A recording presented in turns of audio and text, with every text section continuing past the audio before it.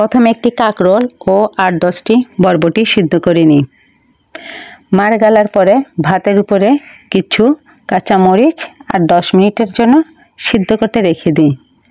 তারপর একটি পেঁয়াজ কুচি করে গরম তেলে বেরেস্তা করে নিই।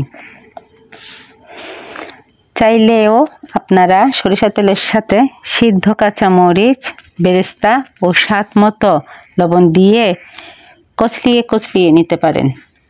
এরপর তার সাথে কাঁকরোল ও বরবটিগুলো মেখে ফেলি, খুব ভালোভাবে মেখে ফেলি। আপনারা চাইলেও ধনেপাতা ও লেবুর রস দিতে পারেন, চাইলেও স্কিপ করতে পারেন, তাতেও কোনো সমস্যা নেই। দিলে একটু স্বাদটা অসাধারণ হবে। এরপর গরম ভাতের সাথে ভর্তাটা খেতে যা অসাধারণ না, একবার খেলে বারবার খেতেই ইচ্ছা করবে। খুব টেস্টি ভর্তাটা।